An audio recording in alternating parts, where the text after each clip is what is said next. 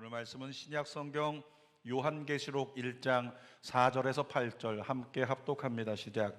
요한은 아시아에 있는 7교회에 편지하노니 이제도 계시고 전에도 계셨고 장차 오실 이와 그의 보좌 앞에 있는 7 영과 또 충성된 증인으로 죽은 자들 가운데서 먼저 나시고 땅의 임금들의 머리가 되신 예수 그리스도로 말미암아 은혜와 평강이 너희에게 있기를 원하노라.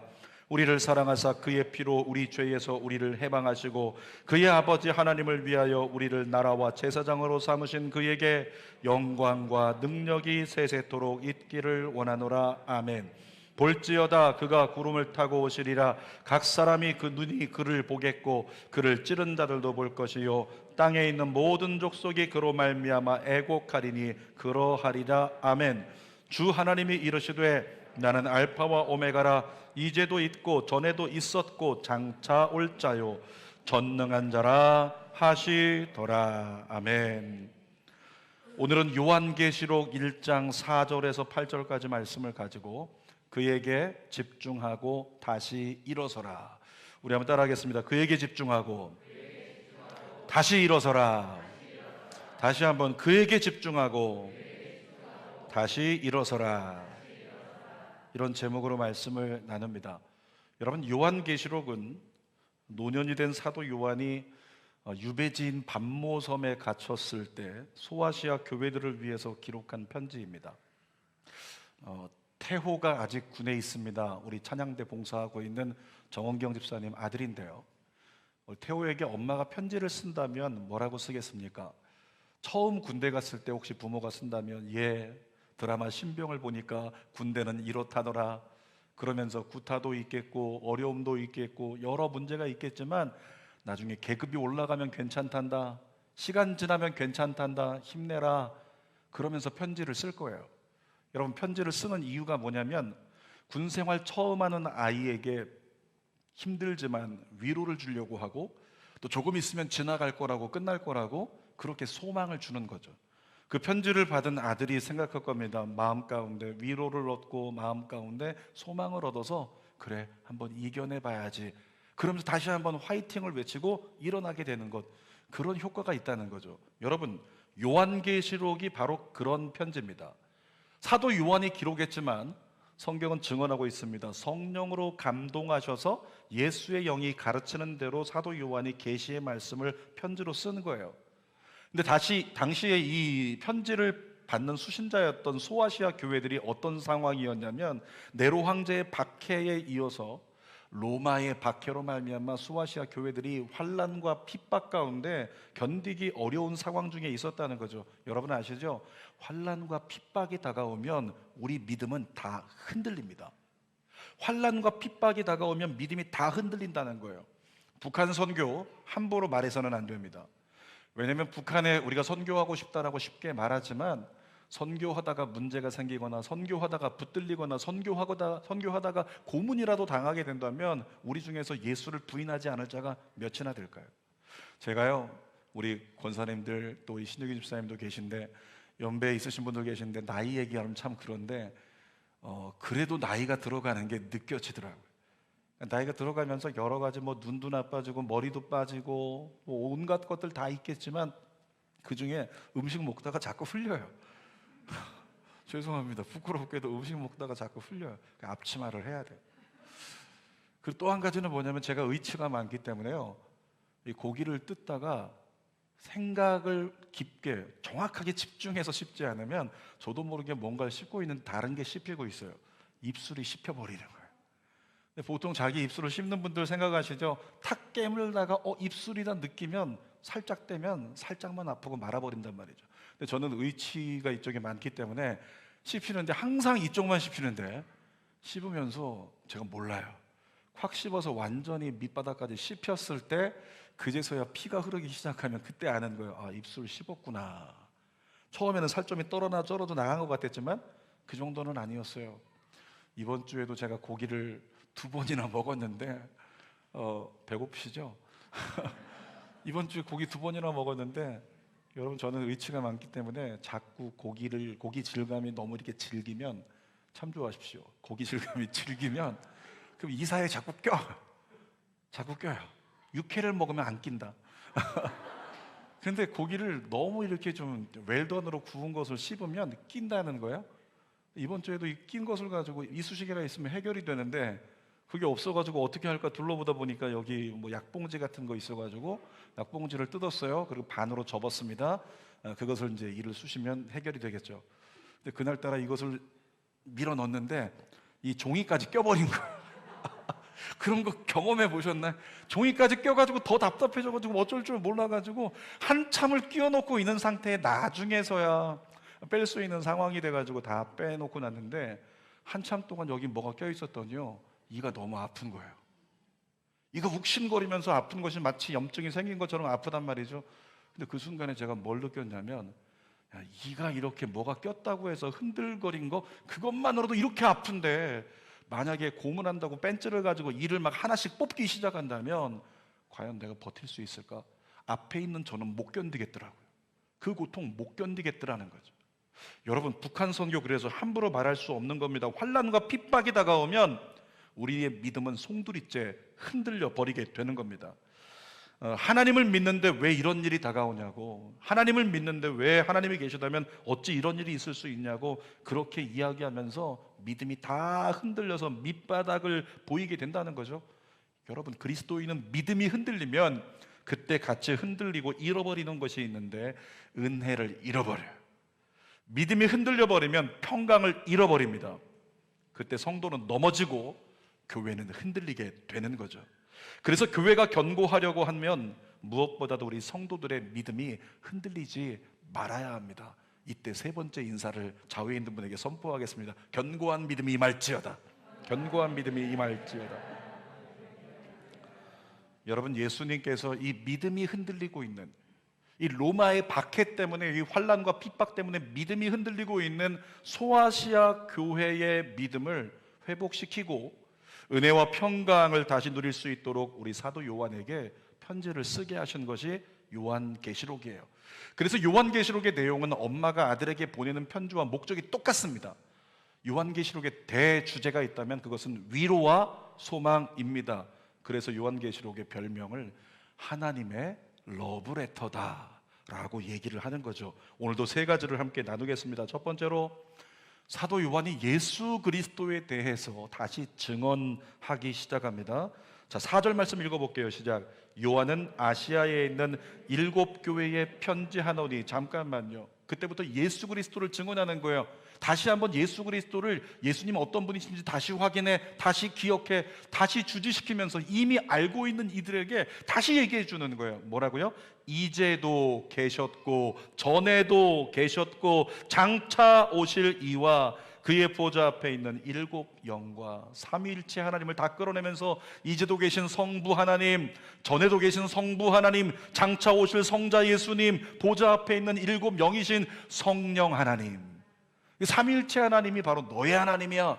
사도 요한이 소개하고 있는 거예요. 5절도 읽어보겠습니다. 상반절. 또 충성된 증인으로 죽은 자들 가운데서 먼저나시고 땅의 임금들의 머리가 되신 예수 그리스도 말미암아 은혜와 평강이 너희에게 있기를 원하노라. 예수님 누구라고 사도 요한이 증거하고 있습니까? 땅의 임금들의 머리가 되신, 그러니까 지금 땅의 임금들은 사실은 누구예요? 액면 그대로 본다면 로마입니다. 로마 황제들이 땅의 임금이에요. 그 임금들이 우리를 핍박하고 있는 거예요. 그 임금들이 우리를 힘들게 하고 있다는 거죠. 그런데 사도 요한을 통해 예수가 증언하는 겁니다. 땅의 임금들의 머리가 예수 그리스도야. 그러므로 너무 크게 겁먹지 말고 위협당하지 말고 마음 가운데 소망을 가지라. 땅의 임금들의 머리가 된 내가 너를 건져내리라. 이와 같은 마음을 리마인딩 시키고 있는 거죠. 5절 중반절도 읽어보겠습니다. 시작. 우리를 사랑하사 그의 피로 우리 죄에서 우리를 해방하시고. 예수님이 누구시냐면 너를 사랑하시는 분이야. 예수님이 누구시냐면 그의 피로 너를 죄에서 해방하신 분이야. 그때 교회는 어떻게 반응하게 되죠? 아멘, 아멘이라고 고백하는 거예요. 그러면서 다시 한번 정신 차리고, 맞아, 그의 피로 나의 죄를 씻으셨지. 난 심판이 없는 거지. 맞아, 우리를 사랑하시지. 우리를 건져 주실 거야. 이러면서 소망을 갖게 되는 것, 예수 그리스도를 다시 한번 붙들면 되는 거죠. 6절 말씀도 보겠습니다. 시작. 그의 아버지 하나님을 위하여 우리를 나라와 제사장으로 삼으신 그에게 영광과 능력이 세세토록 있기를 원하노라.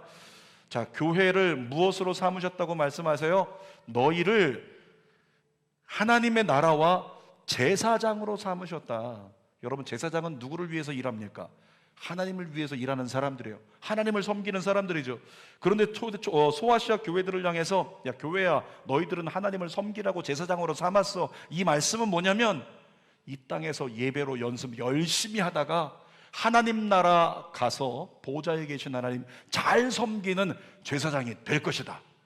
여러분, 이것은 언약의 말씀이에요. 무슨 언약일까요? 너 천국 간다. 너 하나님 나라 간다.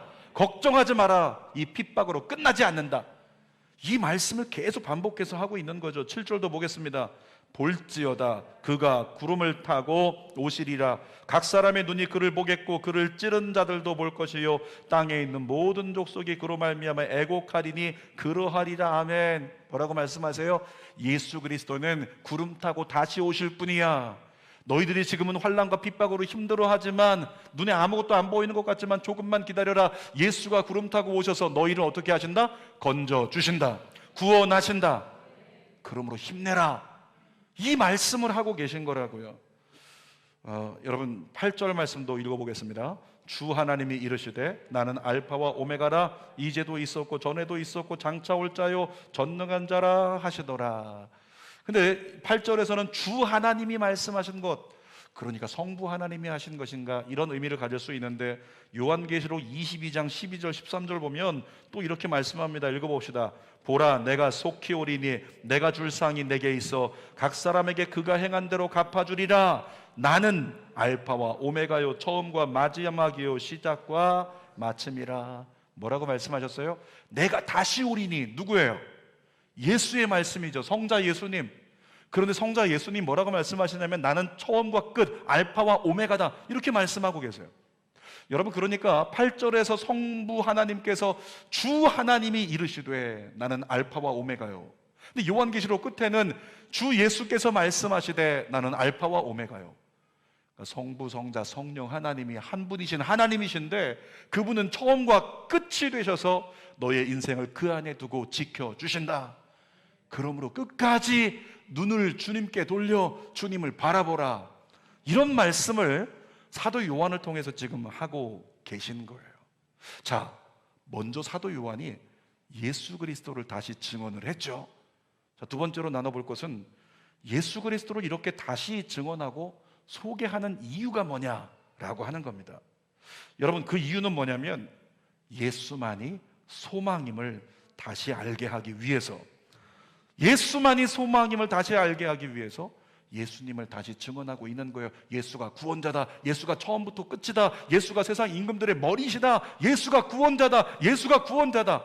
사실 은혜가 살아있으면 아멘이 나와야 되는데, 미친 듯이 아멘이 나와야 되는데, 예수가 구원자다. 이런 고백을 가지고 초대 소아시아 교회들을 갖다가 흔들어 다시 깨우고 세우고 있는 예수만이 소망임을 알게 하는 사도 요한의 메시지임을 깨닫게 된다는 거죠. 여러분, 소아시아 교회들은요, 사실은 예수 믿고 큰 은혜를 입은 교회들이에요. 예수를 위해서 생명까지 바치겠습니다 헌신되었던 교회들입니다. 그런데 환난이 다가왔어요. 핍박이 다가왔어요.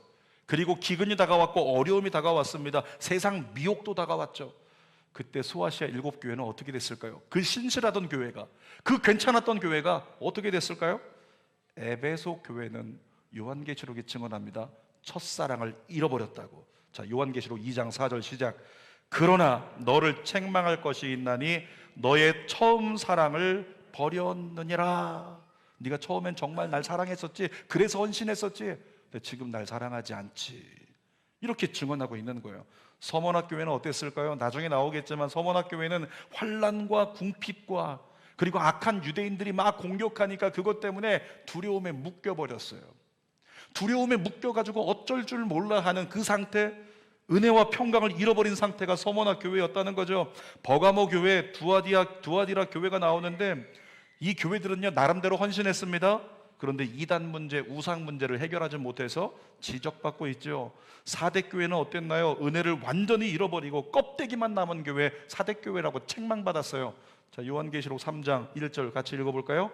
사대교회의 사자에게 편지하라. 하나님의 일곱 영과 일곱 뼈를 가지신 이가 이르시되 내가 내 행위를 아노니 내가 살았다 하는 이름은 가졌으나 죽은 자로다. 너희 지금 이 상태가 되었다 라고 사도 요한을 통해 말씀하는 거예요. 유명한 교회 아시죠? 라오디게아 교회 어떻게 책망받았어요? 차지도 않고 뜨겁지도 않다, 미지근하다, 내가 너 토해버린다, 이렇게 말씀하신 라오디게아 교회 있잖아요. 무엇입니까? 형식만 남아버린 교회를 얘기하는 거예요. 중심 없이, 경건의 능력 없이 모양만 있는 교회, 그런 교회는 내가 토해버리겠다, 이렇게 말씀을 하셨잖아요. 여러분, 그런데 성경을 보면 이 소아시아 7교회 중에서 한 교회만이 하나님께 칭찬을 받았어요. 그 교회 이름 기억하십니까? 빌라델비아 교회. 빌라델비아 교회는 첫사랑을 지켰습니다. 첫 믿음을 지켰습니다. 첫 은혜를 계속 유지하고 있는 거예요. 저와 여러분에게 동일한 은혜가 임하기를 소망합니다. 그런데 불가능해요. 불가능하더라는 거예요. 자, 예수님이 지금 무엇을 원하고 계시냐면 에베소 교회, 버가모 교회, 서머나 교회, 또 두아디라 교회, 빌라델비아, 라오디게아 교회, 이 모든 4대 교회, 이런 교회들 너희 다 흔들렸지? 너희 다 무너졌지? 내가 다시 편지 쓴다. 잘 기억해. 예수가 구원자다. 예수 그리스도로 말미암아 다시 일어서라. 빌라델비아 교회처럼 다시 일어서라. 그들을 회복시키기 원하셔가지고 예수만 가능하다는 것을 알게 하기 위해서 예수 그리스도를 증언하고 선포하게 하셨다는 거죠. 살아가는 여러분, 아멘할 준비하십시오. 의도적으로라도 이 시간만큼은 아멘하십시오. 회복은 예수로만 가능합니다. 예수를 통한 회복만이 진짜 회복입니다. 돈이 좀 많아지면 기분이 좋아질 수 있어요. 돈이 좀 많아지면 어떤 마음이 좀 좋아질 수 있습니다. 세상에서 우리 아이가 대학에 한 번에 붙거나 문제가 해결되거나 조금 건강이 나아지면 그것 때문에 좋아질 수 있습니다. 근데 그건 회복이 아니에요. 그건 조금 개선된 편리함이지 회복이 아니라는 거죠. 진짜 회복은 예수 그리스도로만 가능하다는 겁니다. 5절 중반절 말씀 같이 읽어볼게요. 시작. 예수 그리스도로 말미암아 은혜와 평강이 너희에게 있기를 원하노라. 여러분, 은혜와 평강이 우리에게 임해야 되는데 누구로 말미암아서요? 예수 그리스도. 여러분을 살리는 분이 누구십니까? 여러분의 가정의 문제를 해결할 수 있는 분이 누구시라고요? 여러분의 자녀의 지금의 상황이 어떻든지 상관없이 그를, 이 나라를 살릴 수 있는 자로 쓰실 수 있는 분이 누구시라고요? 예수 그리스도. 지금 사도 요한이 무슨 얘기하고 있냐면 예수님 때문에 다시금 첫사랑 잃어버린 너희에게, 예수님 때문에 형식만 남은 너희에게, 예수님 때문에 우상을 섬기던 너희에게, 예수님 때문에 이단을 용납하던 너희에게 은혜와 평강이 회복될지어다, 이렇게 선포하고 있다고. 여러분, 우리가 하나님을 예배하는 데 있어서 은혜와 평강은 가장 중요한 핵심 키워드입니다. 은혜는 헬라어로 뭐라고 쓰였냐면 카리스라고 써 있어요. 이 카리스를요, 쉬운 말로 말하면 이렇게 말할 수 있습니다. 구원의 선물이라고. 따라합시다. 은혜는 구원의 선물이다. 여러분, 추석을 맞아서 당회에서 오늘 예배 참석하신 분들에게는 나가실 때요, 이디야 상품권을 10만 원씩 드린대요. 워낙에 믿음 없는 세대라 설마 그런 일이 있겠냐. 그런 일은 일어나지 않습니다. 그런데 지금 몇몇 분들이 눈이 동그래졌어요. 한 서너 분 정도가 눈이 동그래지면서 대박, 오늘 잘 왔다, 그동안 안 나오다가 오늘 잘 왔어. 선물이라고 하는 것은 어떤 의미를 가지냐면, 나갈 때 나도 모르게 그냥 누군가가 나에게 선물을 줘요. 선물을 주면 하루 정도는 행복하대요. 진짜 누군가 근심에 눌려있는 것 같고 힘들어하는 것 같고 어려워하는 것 같은 사람이 있으면요, 그에게 작은 선물이라도 그냥 하나 건네버려요. 그냥 초코파이 하나에다가 뭐 쪽지 하나에다가 뭐 작은 거 하나 이렇게 건네줬는데 그거 하나 받은 것만으로도 사람은요, 선물 받으면 기분이 좋대요. 하루 정도 기분이 좋다는 거죠. 그런데 은혜가 뭐라고요? 어떤 선물이라고요? 구원의 선물. 여러분, 우리가 은혜 받아야 되는 이유가 그것입니다. 은혜를 받으면 구원의 선물이라 선물을 받았을 때와 똑같은 증세가 우리의 영에 나타나는 거예요. 그러니까 은혜를 받고 나면 그냥 괜히 기분이 좋아져가지고 오늘은 괜히 웃고 다니고 오늘은 이걸 해도 좋아요, 저걸 해도 좋아요. 찬양 인도자가 무슨 선곡을 해도 상관이 없어요. 다 은혜가 돼요. 목사님이 어떤 말씀하든지 상관이 없어요. 오늘은 내 상태가 괜찮기 때문에 다 은혜가 돼요. 그런 은혜가 여러분에게 임하기를 원해요. 은혜는 구원의 선물이라고요. 그래서 이 은혜가 있으면 예배가 감격스럽게 드려질 수 있고 예배의 드림이 기쁨이 되고 다윗 안에서 예배 안에 뛰노는 것이 다윗처럼 가능하게 된다는 거죠. 여러분, 그런데 은혜가 없는 사람이요, 선물을 못 받은 사람이요, 강팍해요. 선물을 못 받으니까 강팍해져가지고 아무것도 주는 것 없이 적어봐라. 강팍해진 마음으로 아무리 찬양 드리려고 해도 찬양이 누려지질 않습니다. 말씀이 들어오질 않습니다. 기도도 되지 않습니다. 그러니까 예배가 무미건조해지고 은혜가 없는 거죠. 자, 평강이라고 하는 것, 평강은 헬라어로 에이레네라고 얘기합니다. 쉽게 말하면 이 에이레네가 뭐냐면 어떤 것에도 요동하지 않는 영적으로 초월된 안정감. 주님을 바라보면서 주님 안에서 아멘, 에이레네, 샬롬, 주님 나는 흔들리지 않습니다. 주님 난 타협하지 않습니다. 주님 믿습니다. 그런데 옆에서 누가 아무리 떠들어요, 상관없습니다. 난 신실함 유지됨. 여기서 무슨 문제가 생겼습니다. 상관없습니다. 난 신실하게 유지된다. 난 그것에 영향받지 않는다. 이 상태가 뭐라고요? 에이레네. 이 에이레네 은혜가 여러분에게 있기를 바랍니다. 이 에이레네 은혜가 임하면 세상에서 무슨 공격이 다가오든지 무슨 핍박이 다가오든지 무슨 연약함이 다가오든지 상관없이 주님이 하실 거야, 주님이 하실 거야, 난 주님만 바라봅니다. 주님 안에 합력해 선이 될지어다. 난 그래서 범사에 감사하리라. 이것이 가능해지는 게 에이레네라고요. 그 에이레네가 우리 안에 누려져야죠. 여러분들, 이 평강 에이레네가 없으면 어떻게 될까요? 이 평강이 없으면 예배 드리는 게 힘들어요. 왜냐하면 염려와 근심이 우리를 떠나지 않아요. 지금 이 순간에도 여러분 중에서는 염려하는 사람이 있을지 몰라요. 저희 어머님께서 한 해 전부터 강아지를 키우고 계신데 이 강아지 때문에 어쩔 줄 몰라서 교회가 또 걱정스럽다는 거예요. 강아지 생각이 나가지고 잘 있나 어떠나 그냥 집에 빨리 돌아가야 되는 그런 상황이 되는 거죠. 그 염려 때문에. 예전에 어떤 권사님이 예배 시간에 오늘따라 집중하지 않고, 설교자는 여러분 아시죠? 여러분들은 머리 뒤에 이렇게 앉아 계시니까 숨어 있다고 생각되죠. 근데 저는 여러분 다 보이시는 거 아시나요? 다 보여요. 뭐 하고 있는지. 핸드폰 꺼낸 사람들 다 보여요. 근데 어떤 한 권사님이 핸드폰을 꺼내가지고 자꾸 이렇게 보고 있는 거예요. 핸드폰을 보면서 웃고 있어요. 저는 뭐 이렇게 말씀 본문을 띄워놓고 그 말씀이 은혜가 돼서 웃고 계신가 보다 생각을 했어요. 근데 그게 아니라 CCTV 켜놓고 있는 거예요. 집에 개를 놓고 왔는데 얘가 잘 있나? 그 펫 카메라 있잖아요. 그걸 설치해놓고 얘 잘 있나 그거 쳐다보고 밑에서 이렇게 흔들고 있는 거예요. 안녕. 쌍방인지 모르겠어요. 안녕. 흔들고. 여러분, 이렇게 집에 있는 문제, 삶의 문제, 이 모든 문제 때문에 그거 어떻게 하지? 염려가 들어오고 걱정이 들어오고 근심이 들어오면 우리 마음이 요동하면 평강이 깨져요. 그러면 예배 드리는 게 힘들다는 거죠. 평강을 온전히 누리지 못하면 온전히 하나님을 바라보지 못하는 겁니다. 그래서 결국 예배가 힘든 거예요. 사랑하는 여러분, 여러분이 예배에 집중이 안 되고 예배 가운데 온전한 누림이, 온전한 들어감이 안 되고 있다고 생각되면 하나님께 이걸 구하십시오. 하나님, 나에게 은혜와 평강을 허락하여 주옵소서. 따라합시다. 하나님, 저에게 은혜와 평강을 허락하소서. 여러분 가정도 마찬가지. 여러분의 가정이 온전히 은혜와 평강을 누리지 못하고 있다면, 문제가 있다면 여러분의 가정을 위해서 기도해야 돼요. 공동체를 위해서 기도해야 됩니다. 하나님, 우리 가정에, 우리 공동체 은혜와 평강을 허락하여 주옵소서.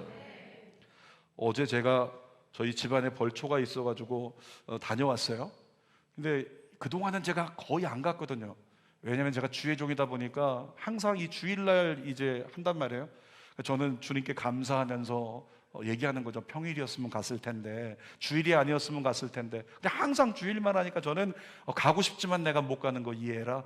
그리고 간식비 보내주고, 그리고 저는 이게 예배 드리면서 편안하게 가서 햇빛 쬐지 않고 벌과 사투하지 않고 잘 있었어요. 근데 집안에서 올해 제가 집안 내 부회장이 됐어요. 부회장이 돼가지고 임원들은 다 와야 되니까 임원들 올 수 있는 날짜로 바꾸자 그래서 이번에 날짜가 바뀌었어요. 요일이 토요일로 바뀐 겁니다. 그래서 어쩔 수 없이 제가 한번 갔다 와야 되겠다고 생각이 돼서 어제 가게 됐죠. 무성한 풀이 자랐는데요, 제 키만큼 풀이 자랐어요. 이걸 보니까 겁이 나더라고요. 이 안에 뱀이 있는지 이 안에 뭐가 있는지 잘 모르잖아요. 지나가다 갑자기 뭐가 후다닥 하고 움직여가지고 깜짝 놀랐는데 보니까 손바닥보다 큰 개구리 한 마리가 딱 튀어오르는데, 그것 때문에 남자 둘이 막 소리 지르면서 깜짝 놀랐어요. 아무튼 벌초로 시작을 했어요. 깎으면서 땀을 한참 흘렸습니다. 조금 있다 이제 교대를 하고 나서 제가 기록을 남기려고 여기 자르시는 분들 사진 찰칵 찍고, 또 여기도 찍고, 여기 무성한풀 찍고, 저기 깎인 곳 찍고 다 찍었단 말이에요. 나중에 사진을 이렇게 보다가 제가 뭘 느꼈냐면, 이 사진 보다 보니까 자연이라고 하는 건 깎아도 이쁘고 그대로 둔 것도 이쁘고 자연은 찍어놓으면 다 이쁘다. 근데 그 사진 안에서 초라해 보이는 이쁘지 않은 존재는 딱 하나밖에 없더라고요. 누가 안 이쁠까요? 사람은 안 이쁘다. 사람은 안 예쁘더라는 거예요. 자연은 다 이쁘더라는 거죠. 꺾어다 여기다 이렇게 데코를 해놔도 예쁘고, 이리 찍어도 저리 찍어도 자연을 찍으면 사진이요 전부 다 작품이 되어버려요. 이유가 뭔지 아십니까? 제가 어제 그런 묵상을 했어요. 자연이 아름다운 이유는 창조의 목적 그대로를 실현하고 있기 때문이다. 창조의 목적 그대로를 실현하고 있기 때문에 자연은 아름다운 거다. 그렇다면 사람도 아름답기 위해서는 어떻게 해야 될까? 창조의 목적에 합당한 삶을 살면 아름다울 수 있다. 여러분, 10대 자녀들을 키우는 부모님들 계시죠? 10대 자녀들 어떻습니까? 이쁘던가요? 사랑스럽던가요? 저 왼수, 성경에 원수가 자기 집안 식구리라. 제가 저희 아이들 10대 시절이었을 때 키우면서 느꼈습니다. 주여, 이 말씀이 진리임을 깨닫습니다, 주님. 그러니까 10대 아이들을 키우는 부모들은 쟤 때문에 죽겠다, 쟤 때문에 살겠다, 빨리 커가지고 군대 갔으면 좋겠다, 빨리 독립했으면 좋겠다, 그냥 잠잠히 조용히 지방에나 있었으면 좋겠다, 이런 생각을 할 만큼 자녀들이 되게 힘들단 말이에요. 2주 전 금요 성령 집회 나오신 분들 기억하시죠? 중고등학생들이 찬양 인도했어요. 중고등학생들이 여기 강단을 꽉 채워가지고 찬양하고 나서 돌아가면서 나와가지고 간증을 했어요. 근데 아이들의 간증을 듣는데 엄마는 그냥 걱정스럽게 쳐다보고 있는데 성도들은 막 박수치면서 와, 멋있다, 대단하다, 그들의 한마디 한마디가 놀라워가지고 야, 어떻게 그런 얘기를 할 수 있을까? 사랑스럽더라는 거예요. 제가 가끔 여러분의 자녀들 중에서요, 중학생, 고등학생들인데 이 우측 자리에서 금요 성령 집회 나온 아이들이, 청소년들은 항상 저기 앉아요.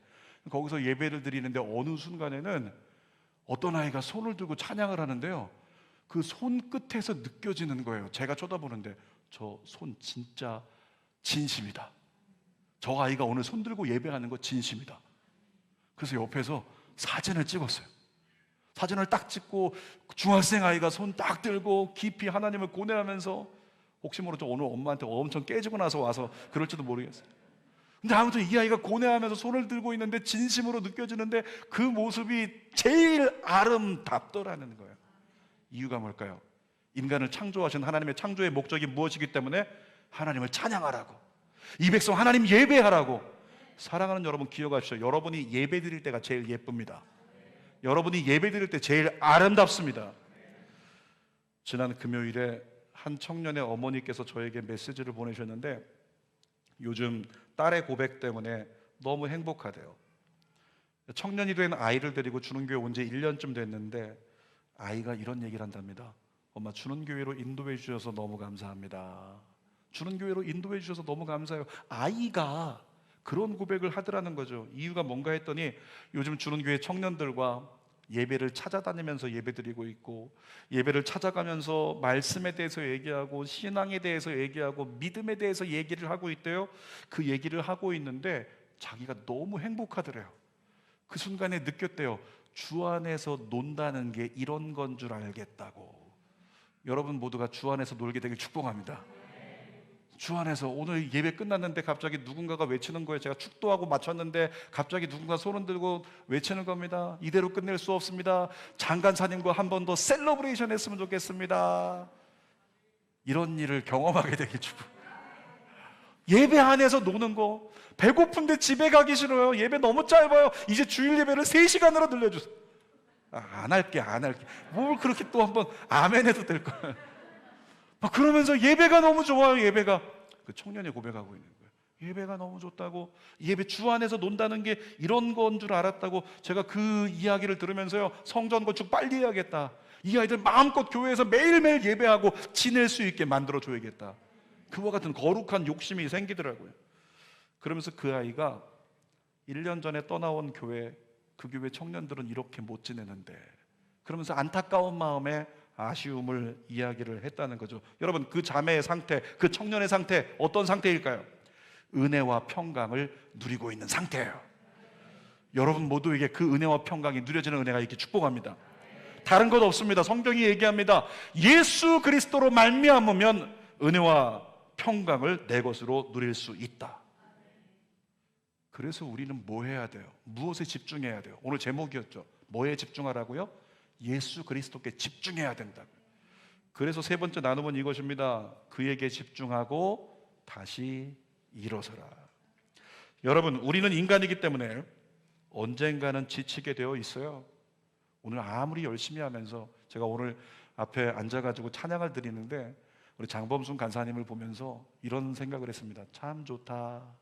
젊음도 좋겠고 뭐 워낙에 맵시가 좋으니까 좋을 수도 있겠는데, 그 얼굴에서 묻어나오는 그 기쁨, 그 평안과 그 감사, 진심인 감사, 아 참 좋다. 그런데 그 진심이요, 어느 순간에 흔들릴 수 있어요. 그 진심이 어느 순간에는 이렇게 지칠 수 있다는 거죠. 인간은 때가 되면 한 번씩 넘어집니다. 위대한 선지자 엘리야도 그랬잖아요. 엄청난 일들을 이루어냈지만, 그런데 엄청난 승리 이후에 엘리야를 죽인다는 아방의 왕비의 메시지 하나에 번아웃 돼가지고 그냥 차라리 날 죽여달라고 하나님께 간구했던 엘리야, 성경 볼까요? 열왕기상 19장 4절 시작.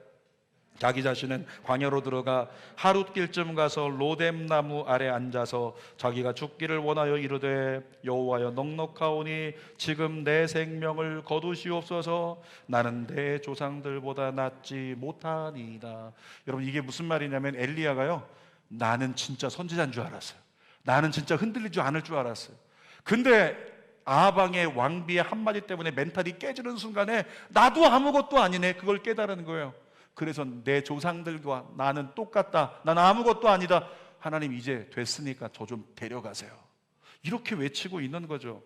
여러분, 모든 걸 홀로 담당하려고 하는 사람, 나 없으면 안 된다고 생각하는 그런 사람들이 있죠. 그런 사람들을 우리가 뭐라고 얘기하냐면 엘리야 증후군에 묶인 사람이라고. 나 없으면 안 된다, 나 혼자 모든 걸 감당하려고 한다, 엘리야 증후군에 빠졌네, 이야기한다는 거죠. 사랑하는 여러분, 기억하십시오.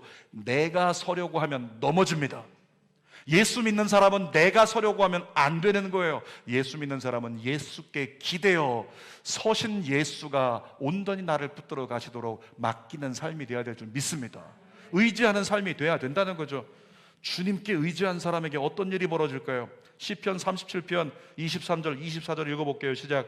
여호와께서 사람의 걸음을 정하시고 그의 길을 기뻐하시나니 그는 넘어지나 아주 엎드러지지 아니함은 여호와께서 그의 손으로 붙드심이로다. 주님과 기대어 주님만 꽉 붙잡고 있는 사람이라면 넘어질 수도 있고 흔들릴 수도 있지만 결국엔 어떻게 된다? 다시 일어선다. 여러분들 앞에 그 은혜가 예비되어 있음을 믿습니다. 혹시라도 넘어지신 분 계신가요?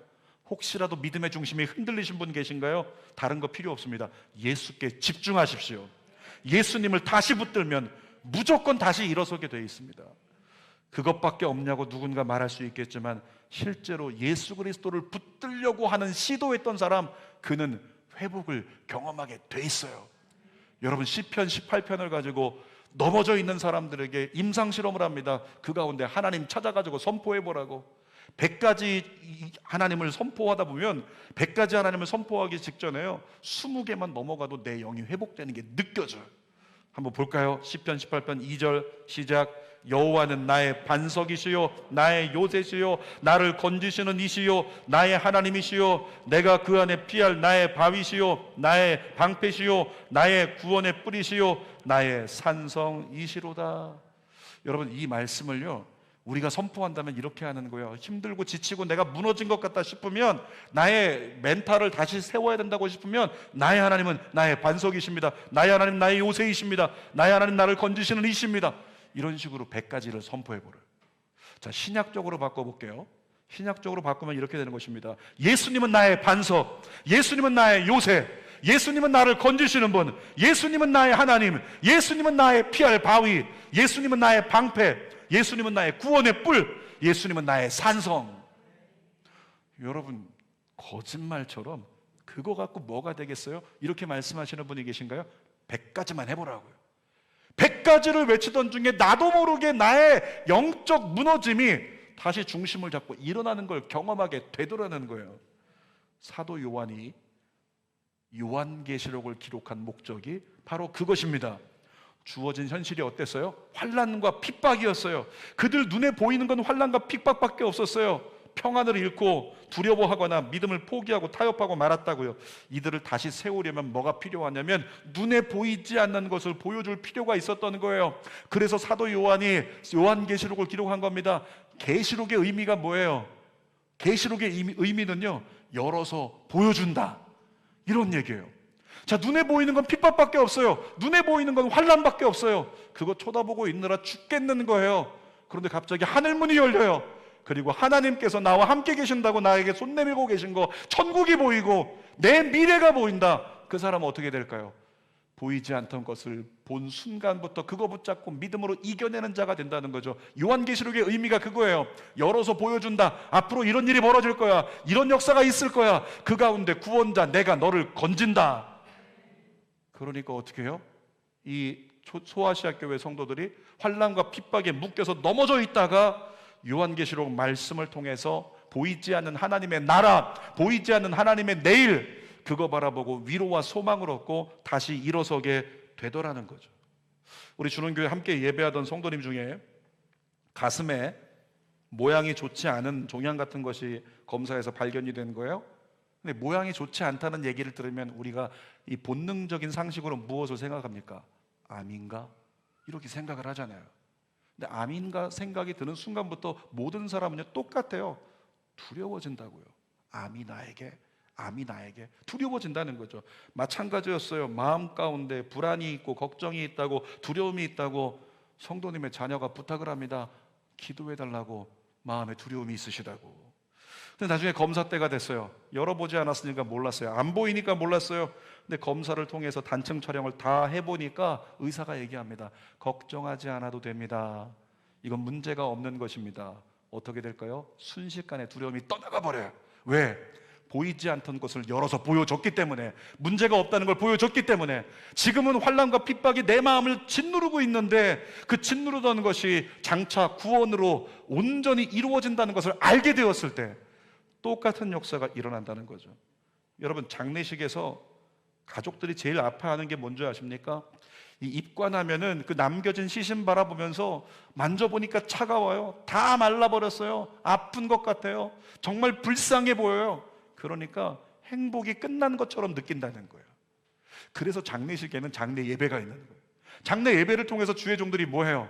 눈에 보이지 않는 천국을 보여줘요. 눈에 보이지 않는 지금 그가 돌아간 곳이 어떤 곳인지, 어떤 상태 가운데 있는지, 어떻게 하나님이 그를 맞아주시는지 장례 예배를 통해서 다 보여주고 나면 그 순간에 어떻게 됩니까? 식어진 눈에 보이는 시신만 바라보고 아파하고 근심하고 답답해했던 심령이 눈에 보이지 않던 하나님의 나라를 그려보게 되고 소망하게 되고 천국에서의 그 모습을 마음에 그리게 되니까 위로받고 소망을 얻고 그 슬픔을 이겨내더라는 거죠. 그래서 장례 예배가 잘 드려지면 장례식 끝날 때 가족들 모두가 다 회복이 돼가지고 든든히 서 있게 되는 은혜를 경험하게 된다는 거예요. 설교 결론입니다. 오늘 제목이 뭐였죠? 그에게 집중하고 다시 일어서라. 예수 그리스도께 집중하고 다시 일어서라고 사도 요한이 오늘 저와 여러분들에게 말씀하고 있어요. 여러분, 눈에 보이지 않는 하나님의 뜻을 발견하기 위해서 예수 그리스도께 집중하고 또 예수 그리스도께 집중하기 위해서 말씀을 붙드는 여러분들 되기를 원합니다. 환난과 핍박 가운데 묶였던 소아시아 교회를 위로하고 소망을 심어주시면서 다시 일어나게 하신 은혜가 오늘 이 자리에 있는 여러분들 가운데 마음이 답답하고 근심하고 염려하고 눌림 가운데 은혜와 평강을 잃어버린 자가 있다면 여러분들에게 동일하게 누려지게 되시기를 주님의 이름으로 축원합니다. 기도하겠습니다. 아버지 하나님 기도합니다. 주는 위대하십니다. 주는 능력이 많으십니다. 그의 지혜는 무궁합니다.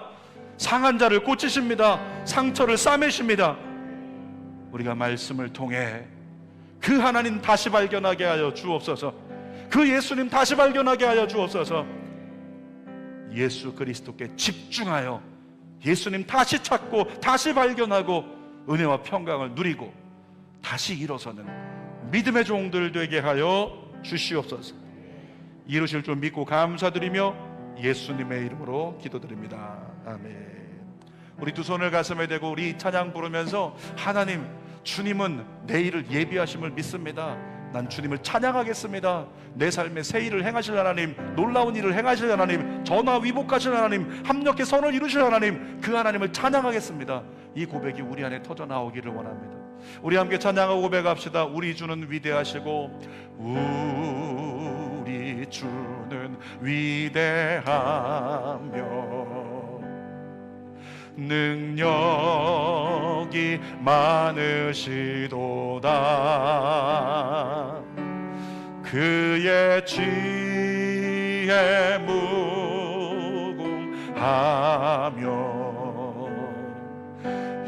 인자는 영원하도다. 믿음으로 주님 바라보세요. 상한 자를 고치시며 상처를 싸매시도다. 별들의 수를 세시, 그분이 여러분을 아신다는 거죠. 이름을 붙이셨도다. 선포합니다. 그가 구름으로 하늘을 덮으시며 땅을 위하여 비준비하시니 예루살렘아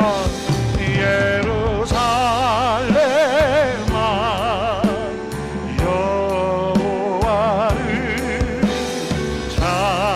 찬송할지어다. 내 하나님을 감사함으로 그 앞에 나가며 주 임재 앞에 주님 의지하는 마음으로 한 손 주님께 들고 잡아주셔서 그가 구름으로 하늘을 덮으시며 땅을 위하여 지금 하나님은 여러분을 위해 회복을 준비하세요. 그가 구름으로 회복을 하늘을 회복을 땅을 위하여 비준비야. 경배의 손을 듭시다. 예루살렘아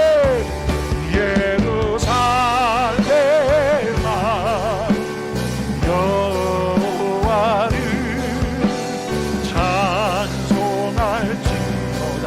내 하나님을 감사함으로 그 앞에